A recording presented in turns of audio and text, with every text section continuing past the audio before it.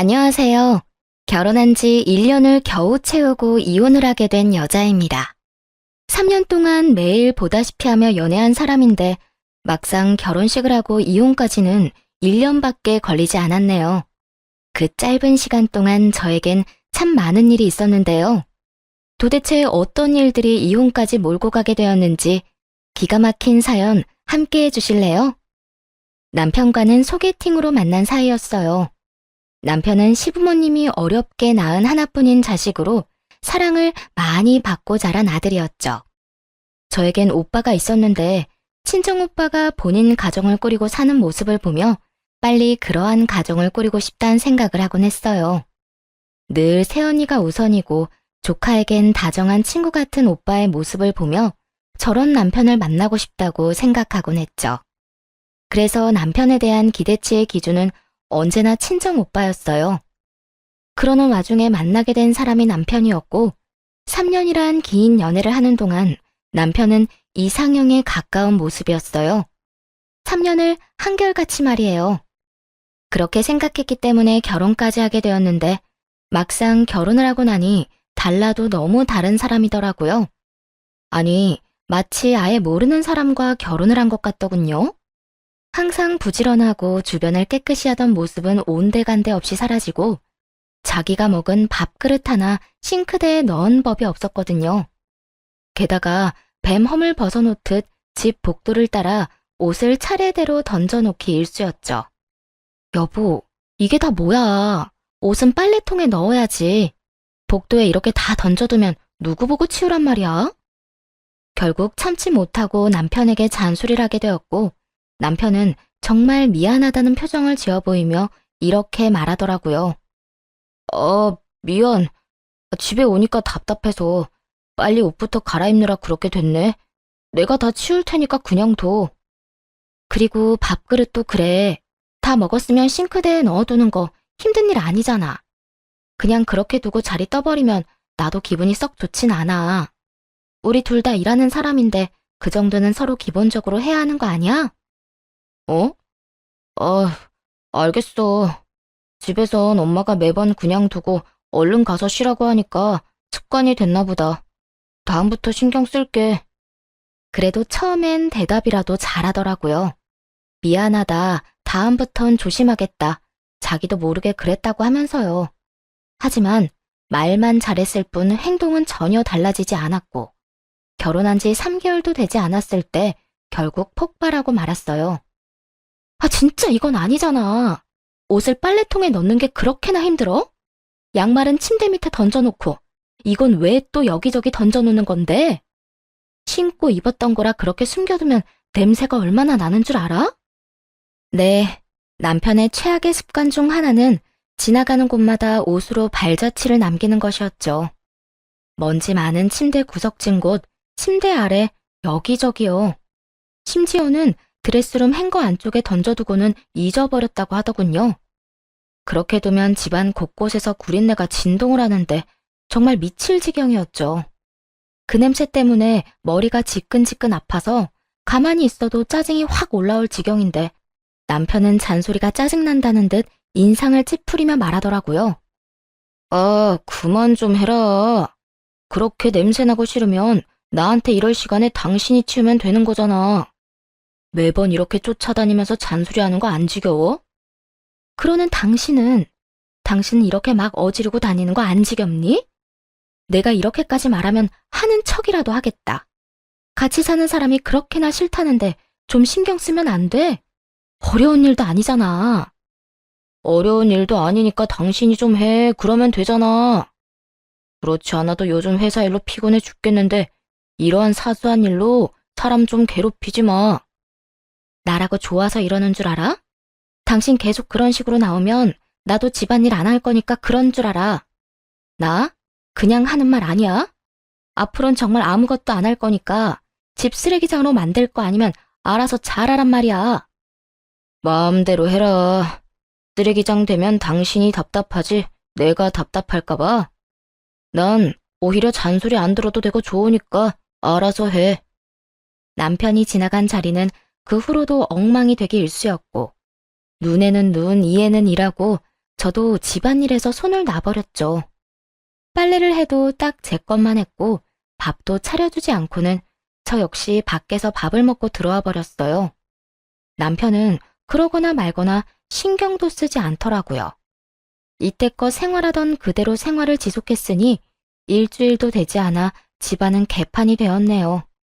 그때쯤 되자 마땅히 입을 옷도 없는 듯 하더군요. 부재라도 반성을 하고 치우는 모습이라도 보였다면 그쯤하고 함께 치워줬을 텐데요. 남편은 반성할 생각이 전혀 없는 것인지 개판인 집으로 시모를 불러들이더라고요. 저녁까지 해결하고 집으로 돌아갔는데 개판인 집 한가운데 시모가 서 있어서 얼마나 놀랐는지 모릅니다. 너 집안 꼴은 이따위로 어질러 놓고 회사 갈 마음이 생기더니? 네가 아무리 일을 한다고 해도 결혼을 했으면 주부야. 시간 날 때마다 쓸고 닦아도 모자랄 판국에 집안 꼴이 이게 도대체 뭐니? 이런 집에서 살다간 없던 병도 생기지 않겠니? 거기에다 너 요즘 집에서 밥도 안 차려주고 빨래도 안 해줘서 우리 아들 제대로 먹지도 못하고 입을 것도 없어서 냄새나는 옷 입고 출근했다고 하던데. 너 그따위로 굴 거면 회사 때려치우고 집에서 살림이나 하거라. 시모는 제가 오기만을 기다린 것인지 보자마자 폭격급으로 잔소리를 늘어놓더라고요. 집안을 개판으로 만든 사람이 누군데 저딴 식으로 말하는 것인지 짜증이 확 나더라고요. 어머님, 이 집 바닥에 널브러진 것들 중에 제 물건은 하나도 없어요. 전부 남편 거라고요. 쓴 물건은 제자리에 두고 입은 옷은 빨래통에 넣으라고 그렇게 말해도 들어주질 않길래 똑같이 하지 않은 것뿐이에요. 어지르는 사람 따로 있고 치우는 사람 따로 있는 건 아니잖아요.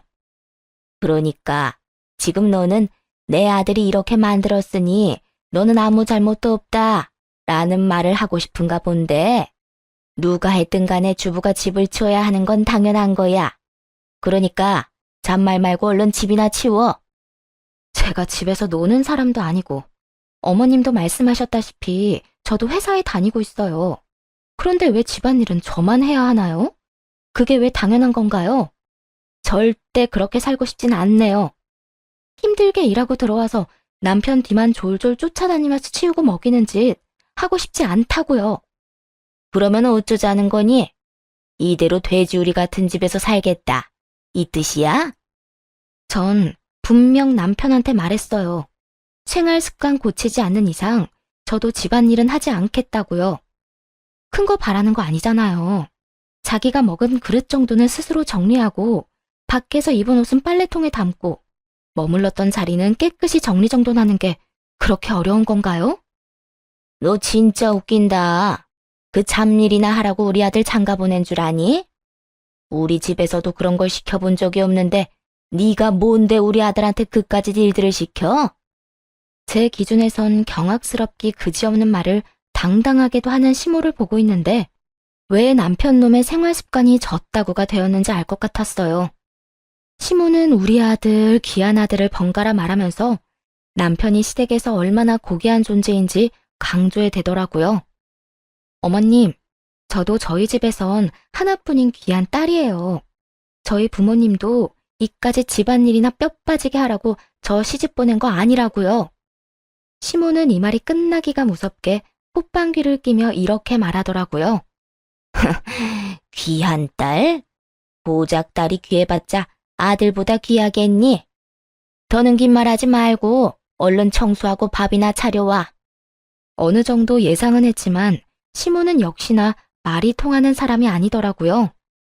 막무가내로 자신의 가치관을 주입하는 것도 모자라 마치 전용 도움이라도 부려먹는 듯한 행동이더라고요. 그 순간 이런 생각이 들더군요. 여기서 밀리면 한평생 남편 뒤치다꺼리만 하며 살아야 한다고 말이에요. 그래서 시모와 남편에게 좀 더 강하게 나가기로 했죠. 제가 왜요? 전 하기 싫어요. 이 돼지우리가 정 보기 싫으면 어머님이 치우세요. 밥도 배고픈 사람이 알아서 챙겨 먹고요. 전 밖에서 든든하게 먹고 와서 생각이 전혀 없거든요. 자신이 불호령을 내리면 제가 벌벌 떨며 고분고분하게 굴 거라 생각한 모양이었나 봐요. 기죽은 기색 하나 없이 말하는 제 모습에 당황하는 걸 보면요. 이해 좀 보게. 너 지금 나한테 너희 집 청소나 하고 밥이나 해라. 이 뜻이니? 당신 제정신이야? 우리 엄마가 하라고 하면 할 것이지. 뭐? 엄마 보고 다 하라고. 당신 지금 우리 엄마 무시해? 우리 엄마가 우스워? 그렇지 않고서야 어떻게 하늘 같은 시어머니한테 이딴 식으로 굴 수가 있어. 당신이야말로 나 무시해서 이렇게까지 몰고 온 거 아니야? 난 그저 당신이 어지른 집, 당신 손으로 치우라고 한 것밖에 없어. 그런데 당신은 그것조차도 하기 귀찮아서 당신 엄마 부른 거잖아. 내 기 좀 죽여서 앞으로 편하게 살아보려고 말이야. 날 얼마나 무시하고 우습게 여겼으면 그딴 잔머리를 쓸 수가 있어? 뭐? 지금 잔머리라고 했어? 잔머리라고 했어. 하여튼 난 여기서 손가락 하나 까딱할 생각 없으니까 당신이 알아서 해결해. 어머님도 계시고 분위기도 이러니까 난 오늘 나가서 잘게. 어머님, 아끼시는 아들이랑 오늘 하루 좋은 시간 보내세요. 두 사람은 노발대발 화를 냈지만 다 무시한 채 집을 나와버렸네요. 집에 같이 있어봤자 밤새도록 싸울 것이 훤히 보였고 그렇게 의미 없는 싸움을 굳이 계속할 필요는 없었으니까요. 남편과 시모는 2시간가량 쉬지 않고 전화와 문자를 해댔어요. 그마저도 무음으로 해버렸고 호텔을 잡아 아주 푹 자고 회사에 출근했죠. 깨끗한 곳에서 손 하나 까딱하지 않고 쉬니 고작 몇 시간인데도 얼마나 좋았는지 모릅니다. 그렇게 다음 날이 되어 퇴근하고 집으로 돌아가니 집은 깨끗하게 청소가 되어 있었고 시모는 시댁으로 돌아갔는지 없더라고요. 잘한다. 유부녀가 외박이나 하고. 나 나가서 자라고 어머님 부른 거 아니었어? 난 또 어제 집에 오자마자 어머님이 사람을 몰아세우길래 당신이 나 나가라고 계획한 일인 줄 알았는데. 뭐라고? 당신 진짜 어제부터 말 이상하게 한다. 우리 엄마가 괜히 당신한테 그렇게 말했어? 당신이 생각해도 너무했잖아. 무슨 여자가 집안은 개판 5분 전으로 해놓고 신랑 입고가 옷 한 벌 없을 지경으로 집안일을 나 몰라라 해. 그런 꼴 보면 시어머니가 그 정도 잔소리할 수 있지. 말은 좀 똑바로 하자. 개판 5분 전 꼴이 싫었으면 당신이 안 어지럽혔으면 됐고 어지럽혔으면 당신이 치웠어야지. 옷도 똑같아. 세탁기 있겠다, 건조기 있겠다. 버튼만 누르면 다 되는 건데 그걸 왜 내 탓을 해? 당신 게으른 걸 탓해야지. 안 그래? 한마디도 지지 않고 받아쳐줬죠. 남편은 더는 참을 수 없다는 듯 고함을 지르더라고요. 야, 너 진짜 이렇게까지 할 거야? 무슨 여자가 고분고분한 맛이 없어. 여자는 고분고분한 맛까지 있어야 해? 그러는 너는 고분고분해? 그리고 어디서 고함을 질러? 나는 고함 지를 줄 몰라서 안 지르는 줄 알아? 그 말을 듣고는 참지 않고 고함을 질러버리자 남편은 더 이상 말도 섞기 싫다는 듯 작은 방으로 들어가더라고요. 그 후 약속이라도 한 듯 말수가 줄었고 꼭 필요한 것이 아니면 대화는커녕 같은 자리에 있는 일도 없었네요.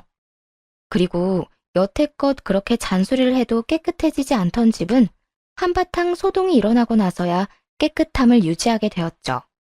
그만큼 남편이 집에서 지내는 시간이 적다는 뜻이기도 했고요. 사이가 나빠진 이후로 남편은 잠만 집에 와서 자기 시작하더라고요.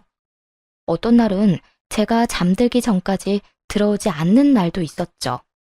그렇게 별거 아닌 기분으로 지내던 어느 날, 남편의 전화를 대신 받는 일이 있었어요. 이중 주차되어 있는 차를 좀 빼달라는 전화였죠. 그때 남편은 전날 먹은 술이 깨지 않아 시체처럼 자고 있었거든요. 하는 수 없이 차키를 찾기 위해 남편의 가방을 살펴보게 되었고 가방 속에서 비뇨기과 약을 보게 되었어요. 아무래도 이상하더라고요. 문제가 있다면야 방문할 수도 있다지만 또 다른 이유가 있을 거란 예감이 들었거든요. 그래서 차를 빼주는 김에 남편 차의 블랙박스를 살펴봤어요. 그리고 상상을 훌쩍 뛰어넘는 사실을 알게 되었죠. 저도 아는 친한 친구와 통화를 많이 했더라고요. 그리고 통화 내용에서 모든 것을 알게 되었네요.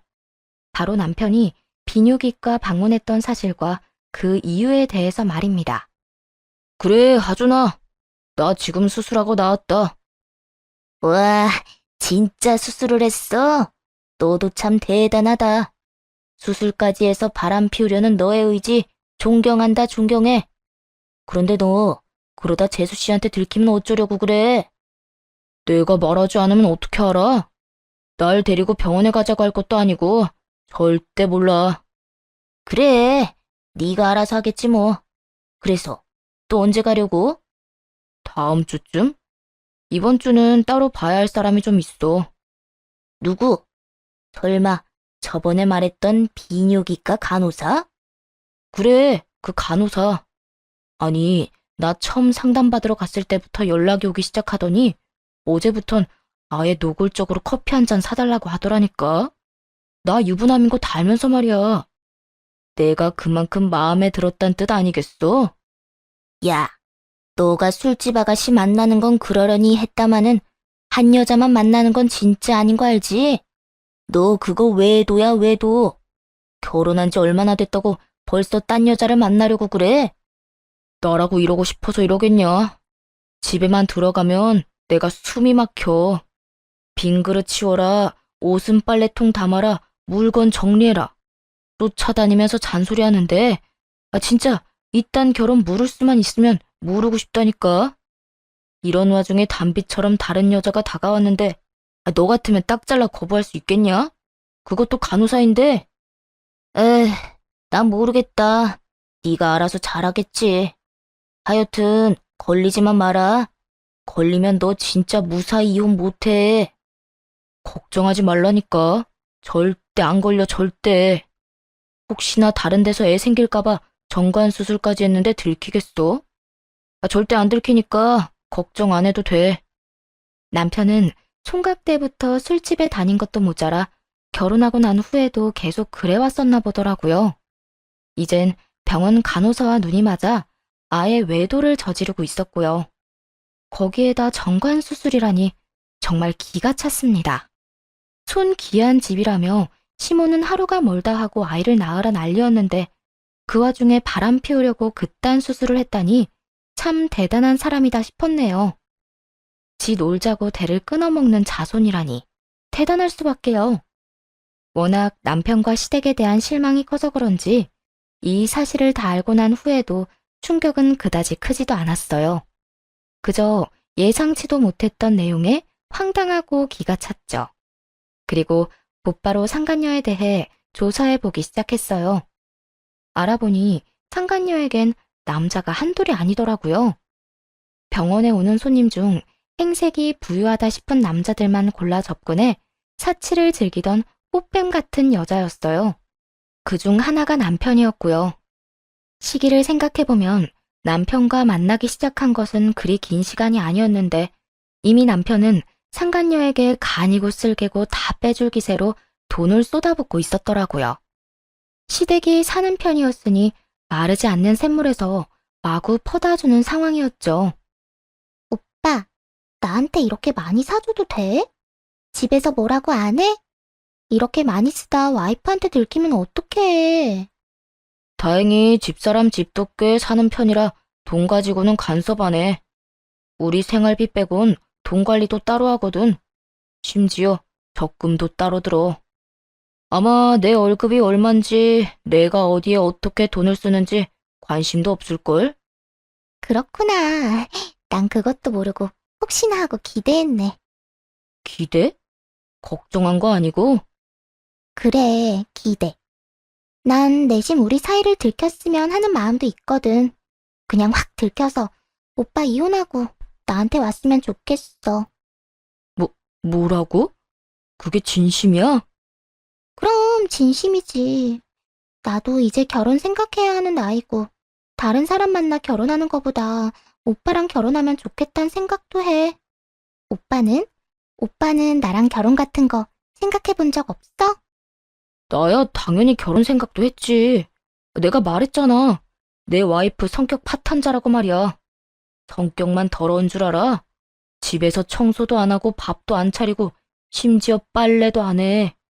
이건 뭐 와이프를 데리고 사는 건지 모시고 사는 건지 모르겠다니까. 그건 아니지. 나 같으면 오빠 같은 남자랑 살면 뭐든 다 해주겠다. 삼시세끼 12첩 밥상을 차려줘도 안 힘들 것 같구먼. 그 여자는 배가 불렀네 불렀어. 그러니까 내가 진짜 눈이 삐었었지. 너 같은 여자를 두고 왜 그런 여자를 만나서 이 맘고생을 하는지 모르겠다니까. 하여튼 하는 꼴 보아하니 조만간 이혼 이야기 나올 것 같으니까 조금만 더 기다려줘. 와이프 입에서 이혼 이야기 안 나오면 나라도 할 테니까. 나 이혼하면 우리 결혼하자. 알겠지? 응, 오빠. 나 기다릴 수 있어. 사랑해. 흥신소에서 전해준 녹음 파일을 듣고 있는데 제가 하고 싶은 말을 고스란히 남편 놈이 하고 있더라고요. 왜 집안이 이런 꼴이 되었는지에 대한 설명은 하나도 없고 오로지 제 마누라 욕하기 바쁜 남편의 목소리를 들으며 어이가 없어 아무 말도 나오지 않았네요. 두 사람은 들뜬 목소리로 꼴값스러운 대화를 이어가더니 결국 결혼을 약속하더군요. 저만 빠지면 행복해질 수 있다고 확신하는 두 사람의 말을 듣고 원하던 대로 이혼을 해주기로 결심했죠. 다만 그냥 이혼해주는 것으로는 속이 풀릴 것 같지 않아 어떻게 되돌려줄까 고민하던 찰나에 시모가 짐까지 싸서 들어오더라고요. 무슨 일이세요? 그 짐은 또 뭐고요? 보면 모르니? 내 짐이잖아. 한동안 여기서 지낼 예정이니 그런 줄 알고 작은 방부터 청소 좀 해. 허락한 적도 없는데 시모는 태연하다는 듯 집으로 밀고 들어와서는 소파에 앉기가 무섭게 청소부터 시키더군요. 남편 놈도 내쫓고 싶은 심정이 굴뚝 같은데 시모까지 밀고 들어오다니 속이 부글부글 끓어오르기 시작했어요. 전 어머님이랑 같이 지내는 것에 동의한 적이 없는데요? 내 아들 집에 내가 와서 지내겠다는데 네 동의 따위가 필요하다고 생각하니? 네가 이 따위로 구니까 내가 짐을 싸들고 온 거야. 내 앞에서도 이렇게 싹 수 없이 구는데 내 아들한텐 오죽하겠어? 난 내 아들이 쓰레기장 같은 데서 지내면서 밥도 한 끼 못 얻어먹고 사는 꼴 더는 못 본다. 내가 옆에서 너 하는 짓거리 지켜보면서 살림하는 것도 좀 알려주고 그 성격도 다 뜯어 고쳐줄 거야. 아참, 너 임신하는 것까진 보고 갈 거니 그런 줄 알고 있거라. 고작 시모와 며느리 관계가 된 것뿐인데 왜 저리도 무례하고 말도 안 되는 행동을 당당하게 해대는 건지 상식적으로 이해가 되지 않더라고요. 정작 자기 아들 때문에 임신이 불가능하다는 것도 전혀 모르고 저딴 말을 하는 시모가 어이가 없기도 했고요. 임신이요? 어머님, 저 임신 못해요. 하고 싶어도 할 수가 없는 상황이라고요. 뭐? 그게 무슨 말이야 도대체? 설마 너 불임이니? 그래서 임신 못한다는 거야? 내가 너 그럴 줄 알았다. 그렇게 모든 일에 예민하게 구니까 그렇지. 시모는 당연하다는 듯 저 때문이라고 생각했고 저는 말을 돌리지 않고 바로 말해주었네요. 저는 지극히 정상인데 남편이 아기를 가질 수 없는 몸이라네요. 아니, 정확히는 아기를 가질 수 없게 몸을 만들었어요. 남편, 저도 모르게 정관수술 받았대요. 그래서 저희 임신 못해요. 뭐야? 수술? 내 아들이 왜? 미치지 않고서야 내 아들이 왜 그딴 짓을 해? 너 지금 없는 말 만들어내서 내 아들 모함하는 거지? 그런 거지? 시모는 부정하고 싶은 듯 거의 애원하다시피 대답을 요구하더라고요. 아니요. 제가 알아봤는데 진작 수술을 했더라고요. 그러니까 왜? 내 아들이 도대체 왜 그런 짓을 했단 말이야? 바람 피우려고요. 알고 보니까 이미 바람을 피우고 있던데요. 그것뿐인 줄 아세요? 없어도 들락날락하고 있었어요. 이 여자 저 여자 만나긴 해야 하는데 덜컥 임신이라도 할까봐 걱정한 모양이더라고요. 뭐라고? 바람을 폈단 말이니? 거기에다 뭐? 네, 어머님도 기가 막히시죠? 저도 기가 막히더라고요. 아무리 여자가 좋아도 그렇지 외도에 업소에 아주 바쁘게도 살았더라고요. 지금 만나는 여자는 글쎄 비뇨기과에서 만났다네요. 수술하러 가서 간호사랑 눈이 맞았더라고요. 그럴 리가 없어. 내 아들이 외도 같은 걸 저질렀을 리가. 시모는 믿을 수 없다는 듯 발악에 가까운 부인을 하더라고요. 하는 수 없이 남편의 외도 증거들을 보여주기 시작했고 시모의 안색은 실시간으로 잿빛이 되어갔어요. 시모는 많이 충격을 받은 듯 했는데 그 이유가 따로 있더라고요. 이 녀석이 닮을 게 따로 있지. 이딴 것까지 자기 아비 닮아서는 이 씹어먹어도 모자랄 놈. 시모는 외도 사실을 처음 알았을 때 저보다도 더 분노하더니 남편에 대한 욕을 서슴없이 하기 시작했어요. 들어보니 소시적 시부가 외도를 많이 저지르고 다녔다고 하더군요. 심지어 아직까지 작은 집 오러가며 지내고 있다고 했어요. 시부의 상간녀는 딸만 셋인 반면에 시모는 아들을 낳았으니 그나마 이렇게 살 수 있었다고 하더군요. 어쩐지 이상하다 싶긴 했어요. 시부도 보통 성격은 아닌 듯한데 시모에게 꼼짝도 못하는 모습을 본 것이 한두 번이 아니었거든요. 그런 잘못을 저질렀고 현재도 진행 중이니 시모에게 납작 엎드려 살고 있었던 것이었죠. 한참을 남편과 시부를 욕하던 시모는 아차 싶었는지 대뜸 이렇게 말하더라고요. 도대체 넌 남편한테 얼마나 못했으면 바람이나 피웠겠니? 그러게 내가 시키는 대로 했으면 이런 꼴은 안 봤을 거 아니야. 조금 전까지만 해도 조강지쳐두고 허튼 짓 하는 것들은 상종도 못할 것들이라며 욕하던 사람이 저딴 말을 하니 기가 다 막히더라고요. 그러는 어머님은 뭘 얼마나 못했으면 아버님이 아직까지 두 집 살림을 하나요? 그래도 이 사람은 아직 살림은 안 차렸던데. 아버님은 살림까지 차리고 아직까지 그러는 걸 보니 어머님이 못해도 참 많이도 못했나 봐요. 너 지금 사람 약 올리니? 어머님은 저 약 올리려고 제가 얼마나 못했으면 남편이 바람을 피우냐고 물은 건가요? 아니잖아요. 저도 마찬가지예요. 얼마나 집안일도 못하고 여자로서 매력이 없었으면 아버님이 그렇게까지 습관적으로 바람을 피웠나 진심으로 궁금해서 묻는 거예요. 이 물음에 시모는 대꾸할 말이 없는지 씩씩거리며 노려보더라고요. 그리곤 한가득 챙겨왔던 짐을 풀지도 않더니 그대로 가지고 돌아가 버렸습니다. 그 후 시모에게 모든 이야기를 전해들은 남편이 집으로 와 양심도 없이 화를 내며 질책하기 시작하더라고요. 왜 시모에게 그딴 말까지 했냐고 말이에요. 당신 미쳤어? 내가 바람 피우는 거 알았으면 알았지. 왜 엄마한테까지 그딴 말을 전해? 미친 건 당신이네. 감히 지금 나한테 그딴 걸 따지고 싶어? 그딴 거라니. 당신 때문에 우리 엄마 자리 깔고 누워있다고. 어떻게 책임질 거야? 그걸 왜 내가 책임져야 해? 그러게 누가 허락도 없이 남의 집 쳐들어와서 여기서 산다느니 임신을 할 때까진 돌아가지 않을 거라느니 말도 안 되는 말 해대면서 사람 들들 볶으라고 했어? 아니, 애초에 당신이 밖에서 똑바로 하고 다녔으면 이런 일도 없었지. 어머님이 쓰러질 만한 행동은 혼자 다 하고 다녀놓고 왜 먼 사람한테 책임을 지래? 양심은 그 상간녀 집에 맡겨두고 왔니? 시모와 남편을 콕콕 집어가며 따지고 들자 남편은 진저리가 난다는 표정으로 이렇게 말하더라고요. 당신이 이러니까 내가 돈 주고 그런 데나 다니고 바람이나 피우고 돌아다닌 거야. 당신이 이따위로 사람 무시하고 가르치려 드는데 당신 같으면 당신이랑 살고 싶겠어? 왜 바람 피우거나 잘못 저지른 것들은 자기 잘못을 상대방한테 다 떠넘기는지 모르겠네.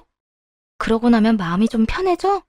바람 피운 게 정당한 행동이 되는 것처럼 느껴져? 이유가 뭐든 적당히 좀 해. 당신이 그러면 그럴수록 더 못나 보이고 없어 보이니까. 뭐? 당신 진짜 말이면 단 줄 알아? 내가 진짜 당신 이혼녀 만들기 싫어서 웬만하면 이혼만은 안 하려고 했는데 안 되겠다. 우리 이혼하자. 난 더는 이딴 무시당하면서 살고 싶지 않다. 이혼만은 안 된다고 매달린 적도 없는데 남편은 마치 그런 적이 있었다는 듯 말하더라고요. 이혼은 이미 결정한 지 오래고 어떻게 이혼해야 잘 이혼했다 소문이 날까 고민하는 제 앞에서 말이죠. 어이가 없어서 웃음이 다 나더라고요. 누가 이혼녀 되는 게 무섭대? 나 이혼 환영이야. 이거 왜 이래? 나 진짜 진심으로 당신이랑 이혼할 거라 이야기하는 거야. 홧김에 하는 말이 아니라 진짜 진심이라고. 그래도 괜찮아? 아닐 텐데. 당신이 나랑 이혼할 수 있을 리가 없잖아. 야, 너 그 정도 착각이면 병이야, 병. 네가 밖에서 그딴 짓거리를 하고 다니는 걸 다 알았는데 내가 미쳤다고 너랑 계속 살겠어? 내 인생에서 미친 짓은 너랑 결혼한 거 하나로도 차고 넘쳐. 그러니까 이혼해. 소송 당연히 할 거고 상간녀 소송까지 할 거니까 네 간호사 여자친구한테도 꼭 전해주고.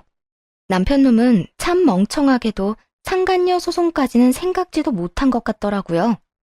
상간녀 소송이란 말에 크게 화를 내기 시작했거든요. 미쳤어? 뭘 해? 상간녀 소송? 그거 하기만 해봐. 내가 너 위자료 한 푼 안 주고 이혼해버릴 거니까. 알겠어? 그게 네 마음대로 다 될 것 같으면 법은 왜 있겠니?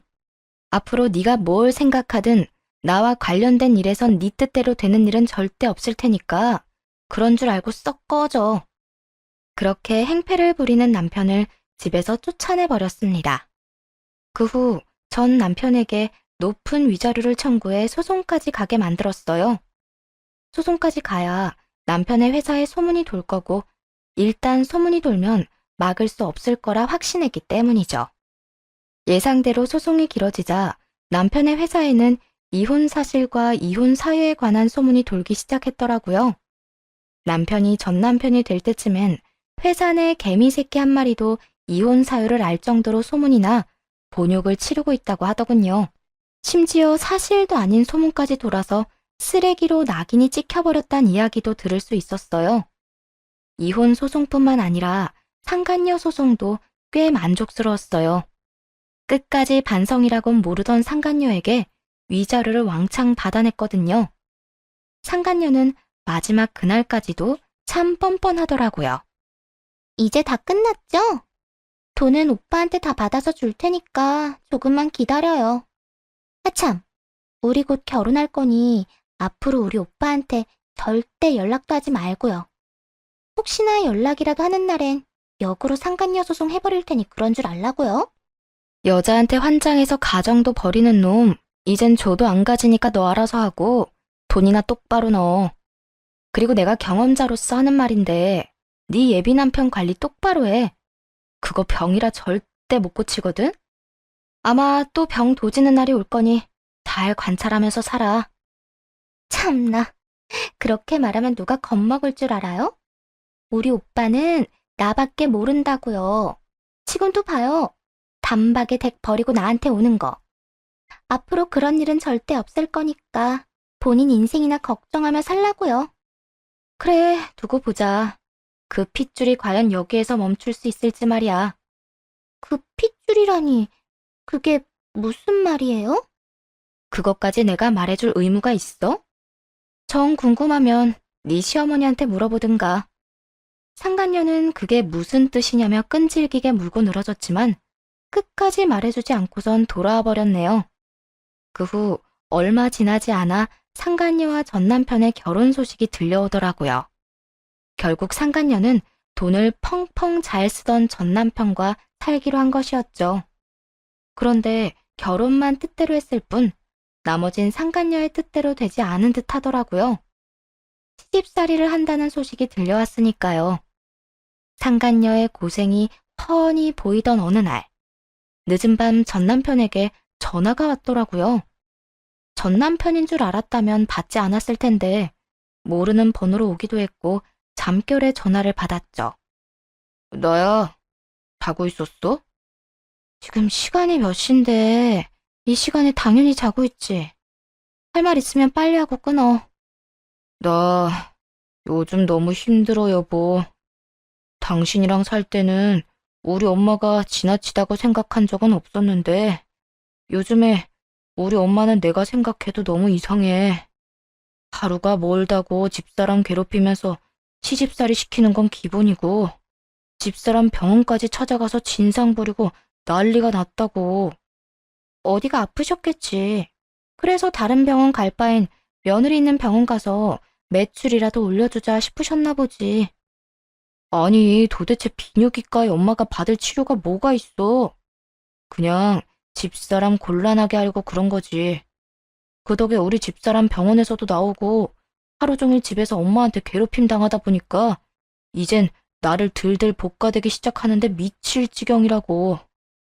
거기에다 우리 엄마 나 정관 수술한 거 뻔히 알면서 임신 빨리 하라고 닥달까지 한다고. 도대체 왜 그러는 거야? 전 남편은 미친 것이 확실한지 전 시모가 진상을 부리는 이유에 대해 진지하게 물어오더라고요. 그걸 왜 나한테 물어? 난 진짜 이해가 안 돼서 묻는 건데 이 시간에 나한테 하소연하고 싶어서 전화한 거야? 아니면 정말 네 엄마가 왜 그러는지 궁금해서 전화한 거야? 이유가 뭐가 됐든 간에 나한테 전화해서 이러는 건 아니지. 너랑 나랑 이혼한 거 몰라? 거기에다 넌 그 상간녀랑 결혼까지 했고 말이야. 너랑 이혼할 때 그 상간녀가 그러더라. 너랑 연락하다가 걸리면 나한테 상간녀 소송한다고. 나 상간녀 소송 걸리면 네가 변호사 비용이라도 줄 거야? 난 그냥 너무 답답하니까 네가 생각나서 그래서 연락해 본 것뿐이야. 엄마는 분명 내가 정관 수술한 것도 알 건데 집사람한테 임신 타령하는 것도 이해가 안 되고 분가시켜줄 능력이 되는데도 굳이 시집살이 시키면서 우리 괴롭히는 것도 너무 힘들고 답답해서. 아버님이 여자 때문에 그 고생을 시켰고 지금도 그러고 있는데 너 같으면 아들이 상간녀랑 붙어 사는 꼴이 예쁘게 보이겠어? 생각이 있는 거야 없는 거야. 그리고 너 아직도 정관 수술한 거 원래대로 안 돌려놨니? 이제 새로운 마누라도 얻었겠다. 임신 걱정할 필요도 없지 않니? 그게 그럴 만한 이유가 있어. 전 남편은 말끝을 흐리며 두루뭉술한 말로 대답을 대신하더라고요. 설마 벌써 다른 여자를 만나고 다니는 것인가 생각하던 그 순간 수화기 너머로 앙칼진 여자의 목소리가 들려왔어요. 오빠, 전화 그만하고 한잔해. 나 앉혀놓고 자꾸 다른 여자랑 전화할 거야? 아, 좀 가만히 있어봐. 통화 마무리만 하고. 설마가 사람 잡는다더니 남편은 재혼한 지 얼마 되지도 않았는데 또 업소를 다니고 있는 모양이었어요. 피는 물보다 진하다더니 어떻게 닮아도 저런 짓까지 닮았나 싶었어요. 아, 또 업소 다니나 보네? 어? 그게 스트레스를 너무 많이 받아서 기분 전환 겸 왔어. 뭐 이제 당신이 내 마누라도 아닌데 왜? 뭐? 또 바른 말만 쏙쏙 골라야 되면서 닭다리라도 하려고? 바른 말이었단 걸 안다니 놀랍긴 하네. 그런데 말이야, 난 이제 네 인생에 훈수 두고 싶지도 않아. 막말로 뭐 하고 어떻게 사는지 난 별로 궁금하지도 않거든. 그냥 그러고 살아. 이 여자 저 여자 하고 살다 보면 너한테 꼭 맞는 그런 여자 만나는 날이 있겠지. 그날이 올 때까지 돈은 돈대로 쓰고 인생은 인생대로 낭비하면서 잘 살아. 넌 무슨 말을 그렇게 해? 이럴 땐 그냥 많이 힘들었겠다. 좋은 날이 있을 거다 힘내라. 이런 말 좀 해주면 안 돼? 하긴 네가 이런 여자니까 내가 너랑 이혼까지 했겠지. 그래, 나 이런 여자니까 다신 나한테 연락도 하지 마. 피차 좋은 감정이 남은 것도 아닌데 굳이 목소리 듣고 살아서 뭐해? 그러면 얼른 끊고 하던 일이나 계속해. 그렇게 여자에 미쳐버린 전 남편의 전화를 끊어버리고 조금의 고민도 없이 시모에게 전화를 걸었어요. 네가 이 시간에 무슨 일이냐? 그러게요.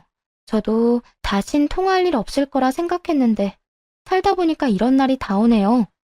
특히나 이런 이유로 전화하게 될 줄은 전혀 예상하지 못하긴 했어요. 무슨 소론이 이렇게나 길어? 얼른 할 말이나 하거라. 그게 아범이 방금 저한테 전화가 왔더라고요. 뭐 이런저런 하소연하려고 한 전화인 것 같던데 이게 중요한 게 아니고요. 글쎄, 아범이 지금 어디 있는 줄 아세요? 어디에 있길래 이 호들갑인 거야? 지금 또 업소인가 보더라고요. 옆에서 오빠, 오빠 하는 소리가 끊기지 않고 들리던데요. 며느리 데리고 얼른 가보세요. 이참에 현장 급습해서 그 버릇 단단히 고쳐놔야 하지 않겠어요? 뭐야? 너 거짓말 아니지? 제가 이런 걸로 거짓말해서 뭐 하겠어요? 얼른 가보기나 하세요. 그 인간 자주 다니던 곳 아니까 문자로 주소랑 보내드릴게요. 전화를 끊자마자 전 시모에게 주소를 보냈고 시모와 상간녀가 전 남편을 찾아가 한바탕 난리가 났었다는 소문을 들을 수 있었습니다. 그 후 전 남편은 상간녀에게 이혼을 당한 것도 모자라 시모에게도 쫓겨났다고 하더라고요. 외도의 외자만 들어도 지긋지긋했던 시모가 결국엔 하나뿐인 아들마저 내쳤던 것이죠. 전 남편은 2번의 이혼이 회사에 소문이 나 결국 회사를 그만두게 되었고 상간녀는 평생 직장이 될 것이라 믿었던 병원에서 전 시모 때문에 쫓겨나 버렸으니 둘 다 앞으로의 날이 참 고단하겠다는 생각이 드네요. 그렇게 더는 그 집 식구들의 소식은 들을 일이 없을 거라 생각했는데 3개월쯤 지났을 때 페인꼴을 한 전 남편이 회사 앞으로 찾아왔더라고요. 남들은 퇴근할 시간에 술 냄새가 풍겨오는 걸 보니 인생 막장을 달리고 있다는 것을 굳이 묻지 않아도 알 것 같더라고요. 넌 내가 지겹지도 않니? 하소연한다고 전화하고 고민 상담하고 싶다고 전화하고 이번엔 또 무슨 일로 찾아왔는데? 그게 여보, 나 너무 힘들어. 나 이혼한 이야기 들었어? 이혼하고 집에서도 쫓겨났다고. 나 회사도 그만두고 집에서도 쫓겨나서 돈도 없고 사는 게 너무 힘들어. 그래서 나보고 어쩌라는 건데? 그때 네가 말한 것처럼 불쌍하다. 참 많이 힘들겠다. 그런 말이라도 해주길 바래? 그런 건 아닌데 나 지금 고시원에서 지내고 있거든? 그래서 하는 말인데 전셋집이라도 얻을 돈 좀 빌려주라. 나 고시원에서 도저히 못 살겠어. 그렇다고 월세집 얻기엔 월세를 감당하지 못할 것 같고. 당신 위자료 받은 거 많잖아. 그거 좀 빌려줘. 내가 취업만 하면 대출 받아서 바로 갚을게. 응? 돈을 맡겨놨다고 생각하는 것인지 참 당당하게도 돈을 요구하더라고요. 지금 돈을 빌려주면 다신 찾아오지 않겠다는 말까지 하고 말이에요. 당연히 싫다고 했고 전 남편은 바로 태세를 전환하며 화를 내기 시작했어요. 너 진짜 내가 이런 말까진 안 하려고 했는데 내가 이 꼴이 된 게 누구 때문인데? 네가 그날 우리 엄마한테 연락하지만 않았어도 이런 일은 없었잖아. 네가 그렇게 다 일러 바치는 바람에 나 이혼까지 당하고 집에서도 쫓겨난 거라고. 그러니까 네가 책임져. 책임지라고. 나 이대로는 절대 못 가. 돈을 빌려주던가. 그게 싫으면 나 당신 집 가서 같이 살 거야. 알겠어? 너 진짜 미쳤구나. 네가 뭔데 우리 집에 와서 살아. 헛소리 작작하고 얼른 꺼져. 지금 당장 사라지지 않으면 경찰에 신고할 거야. 경찰?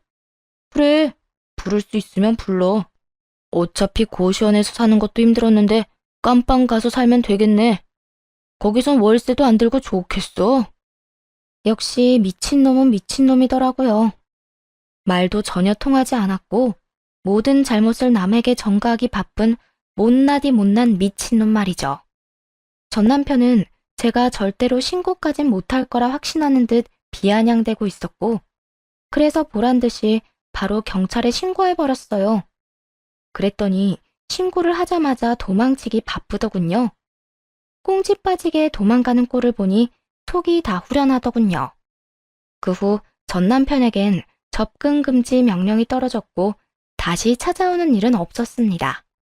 건너 들리는 이야기엔 아직도 정신 못 차리고는 있는 돈 없는 돈 다 끌어모아 업소를 다니며 폐인처럼 산다고 했고 전 시모는 화병으로 몸져 누웠다고 하더군요.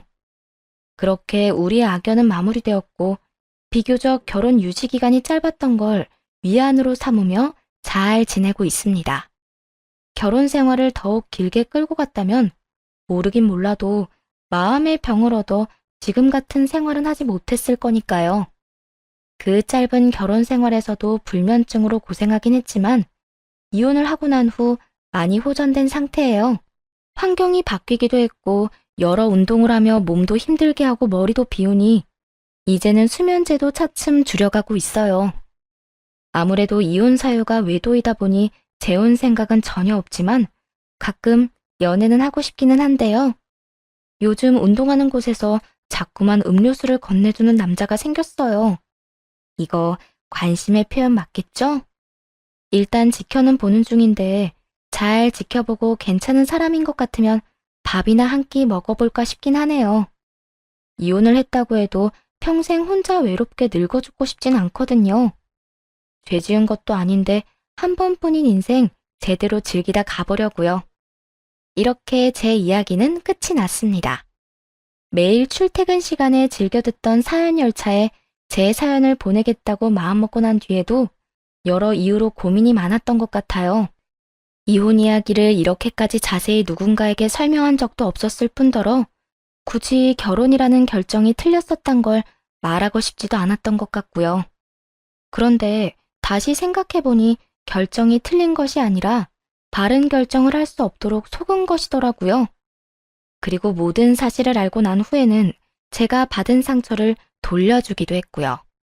그래서 지금 생활에 아주 만족하며 잘 지내고 있습니다.